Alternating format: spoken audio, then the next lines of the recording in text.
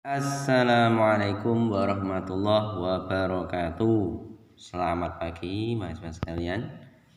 Berjumpa kembali kita dalam mata kuliah metodologi keperawatan ya. Ini pertemuan yang kedua.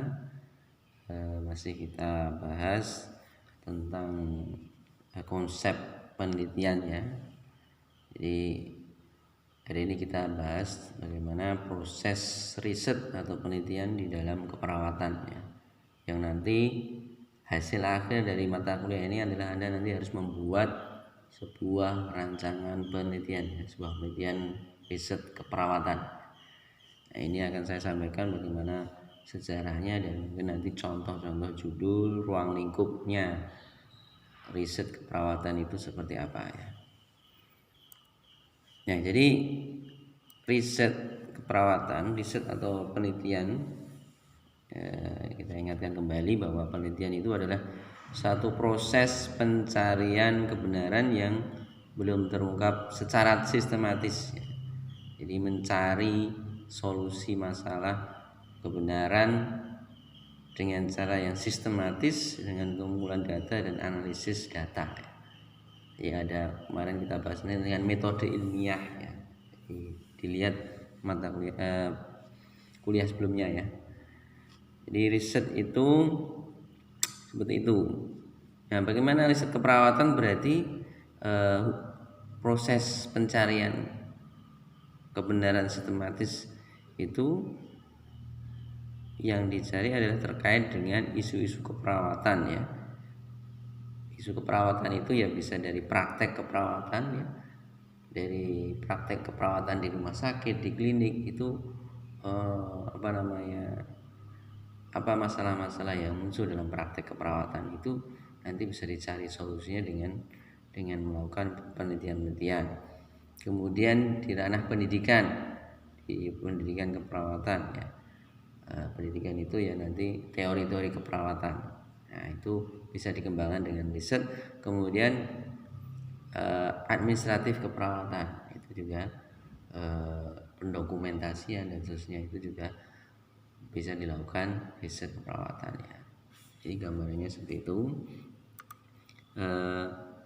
Yang salah dalam memahami tentang riset itu juga kita pahami tidak sekedar riset itu pengumpulan data informasi atau kajian pustaka ya, atau penulisan makalah atau bekerja sendiri di lab perpustakaan, tapi ada proses dari pengambilan masalah, menentukan masalah, kemudian pengumpulan data, analisis data ya, sampai nanti pada penarikan kesimpulan. Itu proses metode ilmiah yang kemarin dibaca lagi ya. Nah, pentingnya riset dalam keperawatan, sekali lagi riset dalam keperawatan ini sangat penting. Ini sebagai evidence based nursing ya. Jadi evidence based nursing, proses pembuatan keputusan klinik menggunakan fakta riset terbaik. Jadi dasar evidence based nursing. Jadi kita melaksanakan asuhan keperawatan, menentukan praktek keperawatan harus dilihat dengan menggunakan dari riset ya, riset atau penelitian yang terbaik dari keahlian klinik, pilihan klien dalam konteks pemanfaatan sumber-sumber yang tersedia. Jadi semakin banyak penelitian maka itu bisa menjadi evidence based atau menjadi sumber yang terpercaya untuk digunakan dalam praktek keperawatan profesional. Kemudian intervensi dalam pelayanan kesehatan yang didasarkan pada bukti dan fakta yang terbaik berdasarkan temuan ilmiah. Ini yang dimaksud evidence based nursing ya. Kemudian evidence based ini juga memperkuat dasar-dasar keilmuan yang nantinya akan menjadi landasan dalam kegiatan praktek klinik, pendidikan maupun manajemen keperawatan ya. Ini. Kemudian evidence based nursing juga sebagian dari peningkatan kualitas pelayanan keperawatan dengan melalui pemanfaatan hasil penelitian ilmiah. Yang keempat, meningkatkan efisiensi dan efektivitas pembiayaan pelayanan keperawatan. Yang kelima, memahami fenomena secara profesional sehingga dapat menyusun perencanaan, memprediksi hasil, pengambilan keputusan, dan meningkatkan perilaku sehat klien. Ini sangat penting. Semakin banyak riset, nanti semakin banyak hal yang bisa menjadikan dasar untuk melaksanakan praktek keperawatan ya. Maka didorong untuk penelitian itu baik dosen, mahasiswa ataupun di ranah di klinik itu juga ada bagian pendidikan dan penelitian ya, untuk menambah riset dan menguatkan dasar praktek keperawatan ya. Nah, riset keperawatan ini sejarahnya adalah bisa kita lihat tahap awalnya dari Florence Nightingale ya sampai 1960-an. Jadi dari Florence Nightingale ini laporan mengenai faktor-faktor yang berdampak pada kesakitan ya. Itu sudah mulai membuat riset di tahun-tahun 1960-an ya, riset keperawatan ya. Jadi faktor yang dilakukan adalah riset mencari faktor-faktor yang berdampak pada kesakitan dan kematian prajurit Inggris selama perang Crimea. Ya ini. Jadi Florence Nightingale ini adalah orang yang merawat ya, seorang bangsawan sebenarnya, tapi dia mendedikasikan hidupnya untuk merawat para prajurit Inggris yang saat itu berperang ya, banyak mengalami sakit dan kematian, maka dicarilah faktor-faktornya dengan melakukan risetnya. Kemudian tahun 1900-an sampai 1940-an ada pengembangan pendidikan tinggi keperawatan. Tahun 1950-an terbit jurnal Nursing Research ya, jurnal penelitian keperawatan. Itu mulai 1950-an ya. Tahun 1963 ada jurnal internasional ya, International Journal of Nursing Studies. Jadi jurnal itu adalah untuk menerbitkan hasil-hasil penelitian ya, itu dimasukkan dalam jurnal ya. Kemudian tahun 1969 Canadian Journal of Nursing Research ya, muncul lagi jurnal-jurnal yang baru ya. Kemudian sejak tahun 1970-an pengembangan teori keperawatan dan isu-isu keperawatan mulai banyak. Mulai penerbitan jurnal keperawatan tahun 1970 adalah ada Advance in Nursing Science, Research in Nursing and Health, The Western Journal of Nursing Research, Journal of Advanced Nursing, banyak sekali jurnal yang mulai berkembang ya. Penerbitan jurnal tahun 1980-an ada Applied Nursing Research, Evidence Based Medicine, itu mulai banyak. Kemudian mulai ada perhatian untuk mengaplikasikan temuan riset ke dalam praktek keperawatan. Nah, pengembangan lembaga penelitian yang berfokus pada perawatan klien di Amerika Serikat tahun 1986 dan National Center for Nursing Research di bawah National Institute of Health. Nah, ini sudah berkembang. Penerbitan jurnal di tahun 1990 adalah Qualitative Health Research, Clinical Nursing Research, Clinical Effectiveness in Nursing, Cochrane Collaboration, ya, ini PubMed, ya, ini ya, aplikasi medicine. Ini sudah berkembang. Kalau di Indonesia, penerbitan jurnal keperawatan di Indonesia akhir tahun 1990-an ya. Karena perkembangan keperawatan di Indonesia untuk strata S1 itu baru di UI tahun 1990-an itu baru ada namanya fakultas keperawatan atau jurusan keperawatan S1 keperawatan ya. Nah, sampai sekarang berkembang, sudah dari UGM tahun 1000 UGM buka 1999 itu baru buka satu keperawatan ya. S1 keperawatan ya, sekarang sudah berkembang mulai sangat. Setelah itu banyak sekali strata S1 keperawatan, terus S2 keperawatan, itu program sampai doktor itu di UI sudah ada sekarang. Kemudian di Depkes dukungan terhadap riset keperawatan dan riset pembinaan tenaga kesehatan ada Risminakes. Sampai saat ini di Indonesia masih dalam fase simulasi yang membangkitkan gairah riset keperawatan dalam praktek keperawatan. Nah, sekarang semakin banyak perguruan tinggi yang sudah buka jurusan keperawatan S1, S2, maka itu juga menunjang untuk riset keperawatan juga. Semakin tinggi, semakin banyak riset yang semakin tinggi pendidikannya ya, semakin banyak riset yang sekarang berkembang ya.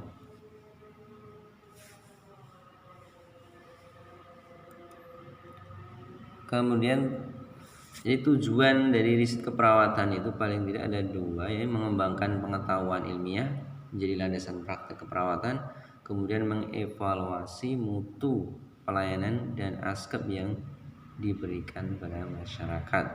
Nah, dengan riset ini akan mengembangkan ini pengetahuan ilmunya, praktek keperawatan, landasan prakteknya juga mutu pelayanan itu bisa ditingkatkan dengan memperbanyak riset-riset tentang mutu pelayanan dan mutu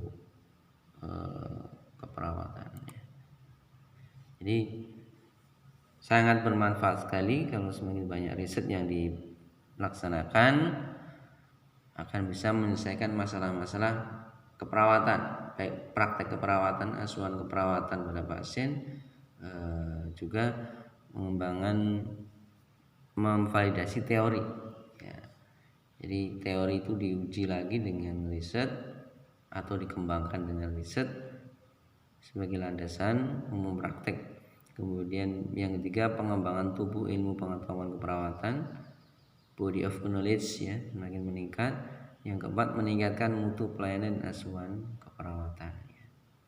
Nah, intinya ini. Jadi riset itu harus mencakup punya nilai manfaat ini.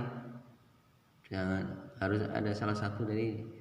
Jadi riset itu mesti ada manfaatnya untuk peningkatan mutu pelayanan, atau bisa menyelesaikan masalah keperawatan, atau mengembangkan memvalidasi teori. Kemudian juga bisa mengembangkan ilmu keperawatan ya, jadi, atau manajemennya jadi ya.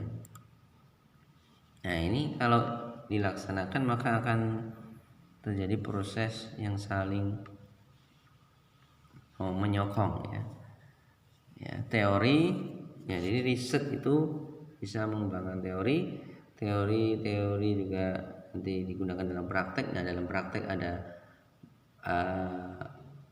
ada beberapa masalah yang bisa dilakukan riset, kemudian dari riset akan ditemukan teori baru dilaksanakan di praktek ya, ini muter lagi.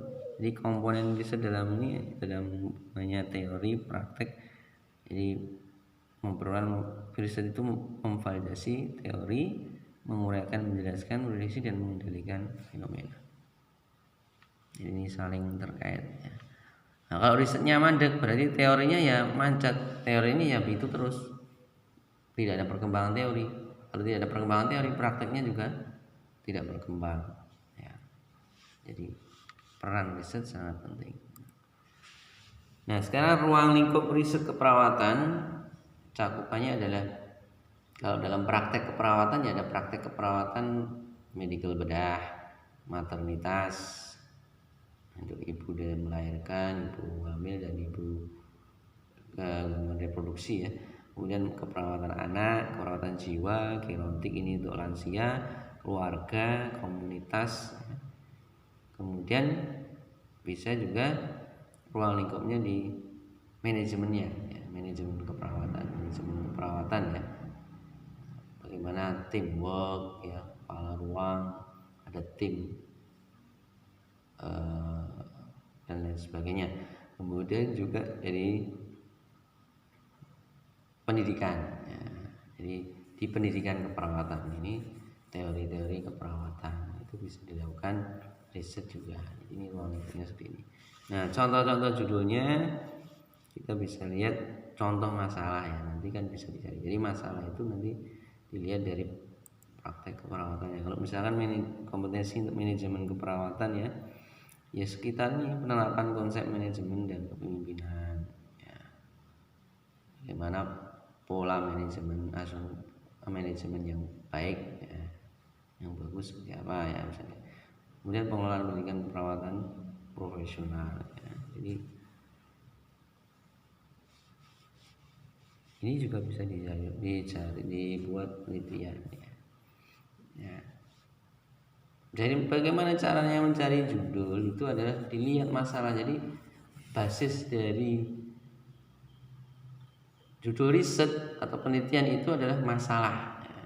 Jadi masalah itu yang ada di praktek. Ya. Bagaimana manajemen perawatan di rumah sakit, ada masalah apa? Nah, masalah itu nanti ditarik menjadi sebuah judul penelitian, kemudian dibuat penelitian untuk dicari solusinya. Nah, itu namanya gitu ya. Saya juga yang kedua adalah kompetensi keperawatan anak ya, seputar misalnya penyakit pada anak, bagaimana asuhan keperawatan pada penyakit tertentu pada anak, penyakit misalkan diare, penyakit demam berdarah, kok banyak yang kematian, demam berdarah, kok anak-anak banyak yang mati demam berdarah, apa ini yang harus kita teliti ya, harus kita cari solusinya. Nah, itu diteliti ya. Kemudian masalah tumbuh kembang ya, masih ada banyak yang tumbuh kembangnya itu tidak baik. Nah, ini problemnya di mana? Nah, kita harus bisa kita membuat riset untuk mencari solusinya. Ya, konsep-konsep semua ya, konsep-konsep anak dari tumbuh kembang, bermain, imunisasi, kemudian trauma pada anak karena hospitalisasi di rumah sakit misalkan itu ya, masalah-masalah imunisasi, kemudian masalah manajemen terpadu balita sakit ya, bagaimana kalau balita sakit supaya nanti tidak bisa cepat ditangani, tidak menimbulkan sampai pada kematian. Nah, itu perlu dicarikan riset cara-cara yang terbaik untuk bagaimana penanganan itu. Nah, ini dilakukan dengan melakukan riset ya di bidang keperawatan anak. Contoh judul-judulnya ya banyak ya, misalnya masalah perkembangan, kita melihat pencapaian tugas perkembangan anak ya, di usia ya, misalkan usia toddler ya, 1,5 tahun sampai 2 tahun. Ini yang contoh judul yang simpel ya, ini namanya penelitian deskriptif ya, hanya satu variabel yang dicari adalah hanya tugas perkembangan. Yang kedua juga deskriptif, pengetahuan tentang cara menggosok gigi, karena ini apa kok bisa judulnya muncul ini. Misalnya kita lihat di anak-anak SD kok banyak yang giginya kropos, karies. Ini dilihat gimana sih pengetahuan mereka tentang menggosok gigi. Ya, apakah mereka menggosok gigi atau tidak? Nah, ini kita bisa cari tahu dengan melakukan pencarian data dari riset nanti bisa ditarik kesimpulan, oh masalahnya apa kok banyak yang karies. Jadi ada basisnya masalahnya. Kemudian 3, faktor penentu jadi diare. Misalkan di suatu area puskesmas banyak anak diare. Wah, ini kenapa ini? Kita cari solusinya, kita cari masalahnya dengan melakukan riset.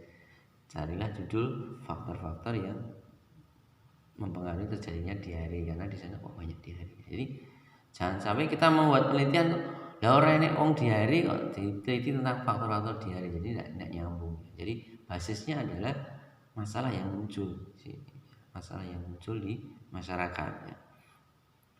Kemudian misalnya status gizi balita. Nah, misalkan kita ada laporan atau survei bahwa ada status gizi balita di daerah tertentu itu kok rendah, artinya banyak yang kurang gizi. Ini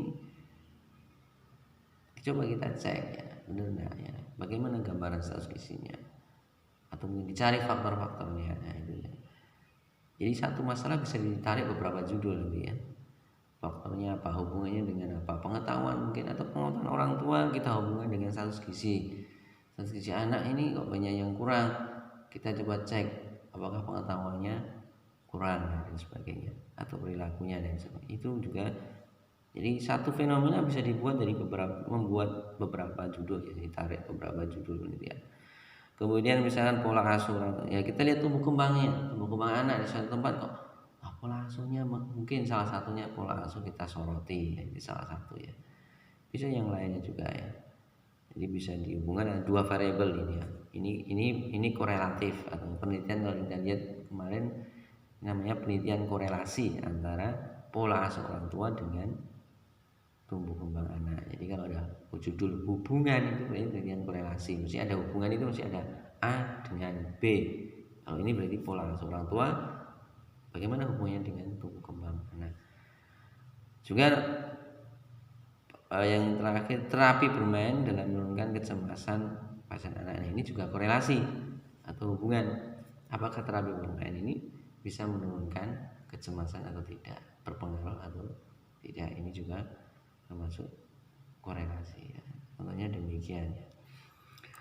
Yang lain untuk kompetensi keperawatan maternitas, ini seputar asuhan keperawatan ibu dengan prenatal ya, sebelum lahir ya, ketika intranatal juga bayi lahir, juga pos lahir.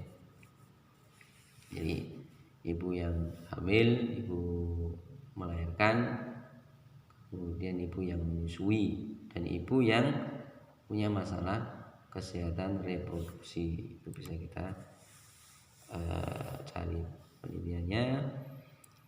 Misalkan faktor-faktor pasangan usia sebelum memilih tubektomi, ini tentang HP ya, HP ya, udah bencana. Kemudian tentang masa pubertas remaja, ini juga bisa kita cari.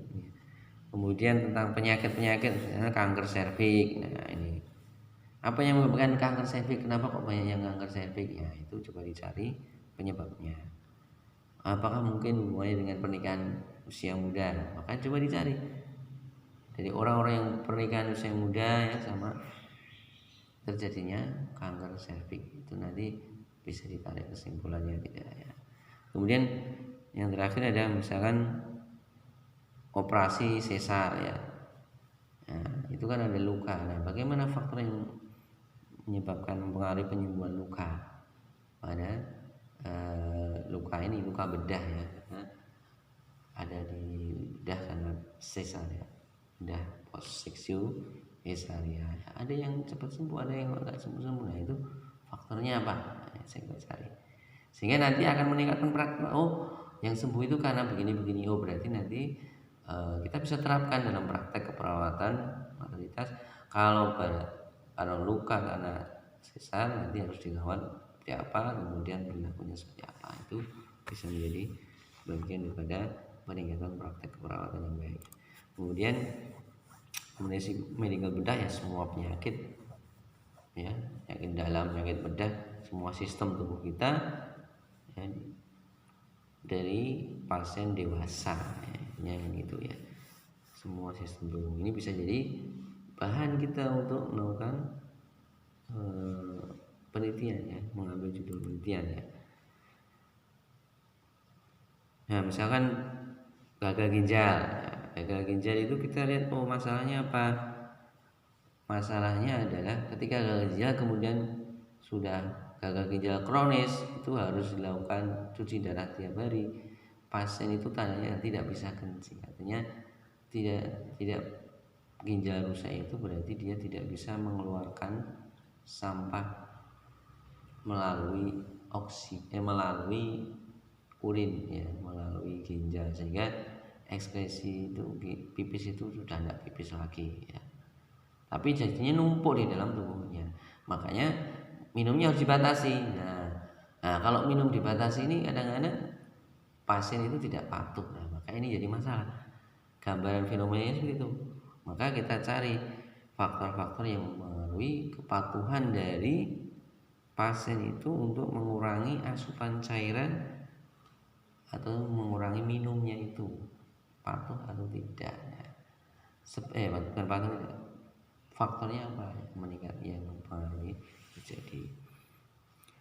Kemudian muncul banyak, misalnya kanker paru-paru kok jadi banyak, misalnya di rumah sakit ini pasien kanker paru-parunya banyak. Nah, ini dicari yang berhubungan dengan faktor mempengaruhi apa. Secara teori adalah perilaku merokok. Merokok itu berpengaruh untuk memunculkan terjadinya kanker. Maka kita coba cari apakah faktor adalah pasien-pasien kanker paru-paru itu semuanya merokok, hampir semuanya merokok, ada berapa dia merokok, sebanyak apa. Nah, itu kita lihat. Kalau memang iya, berarti nanti bisa dicari sebuah kesimpulan bahwa memang perilaku merokok itu menyebabkan kanker paru-paru. Kemudian pada pasien stroke, misalkan stroke ada kelumpuhan anggota tubuh ya, tangan nggak bisa digerakkan, kaki nggak bisa digerakkan. Nah, kalau nggak bisa digerakkan, kekuatan otot itu menjadi artinya kekuatan otot lemah. Nah, itu bisa nggak dilakukan terapi apa untuk meningkatkan kekuatan otot sehingga nanti bisa digerakkan sampai mungkin bisa jalan? Ya dengan terapi ROM. Ya, seberapa efektif terapi ROM? Nah, kita bisa melakukan penelitian atau melakukan eksperimen penelitian. Ya, kita cobakan pada pasien stroke nanti dilakukan latihan itu nanti bisa nggak dia kekuatan ototnya nanti meningkat. Ya. Kemudian yang terakhir misalkan pasien fraktur ya, ada penyembuhan luka karena fraktur, itu seberapa lama penyembuhannya, faktor-faktor apa yang itu bisa kita cari juga ya. Inilah bagian keperawatan yang kita dari perawatan luka, dari pemasangan infus, dari pemasangan apa, semua tindakan keperawatan itu bisa kita lakukan tindakan penelitian. Coba dilihat dari praktek skill lab. Nah, praktek skill lab itu nanti juga bisa menjadi bahan penelitian ya. Jadi pemasangan infus, misalkan resiko infeksi pada pemasangan infus ya, berapa lama itu berisiko ya pemasangan infus itu. Nah, nanti kan bisa lihat juga contohnya demikian ya.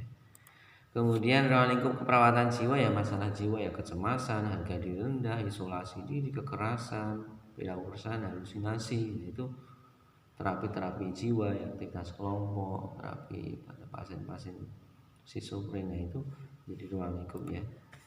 Misalkan lama rawat inap dengan sistem kategori pasien jiwa, tingkat kecemasan, efektivitas terapi mulai dari kelompok. Nah, ini contohnya demikian ya. Ini bisa menjadi judul dalam kompetensi keperawatan jiwa. Kalau yang selanjutnya adalah komunitas ya, masalah kelompok-kelompok komunitas, misalnya komunitas anak jalanan. Nah, kita bisa meneliti juga masalah-masalah kesehatan pada komunitas anak jalanan ya. Bagaimana perilaku kesehatan ya pada anak jalanan, atau pengetahuan anak jalanan tentang kesehatan reproduksi ya, misalnya gitu ya. Kemudian komunitas itu misalkan ya, komunitas itu misalnya di sekolah ya, itu juga komunitas pendidikan ya, faktor-faktor mempengaruhi untuk merokok siswa ya. Kemudian komunitas posyandu lansia, ini gerontik ya, komunitas dan gerontik ya. Bagaimana minat lansia datang ke posyandu lansia ya. Pada lansia ini mulai banyak muncul penyakit generatif ya, hipertensi, asam urat, diabetes. Nah, itu mereka harus sering kontrol kesehatan ya. Seberapa mereka itu punya keinginan, minat untuk datang ke posyandu lansia untuk periksa.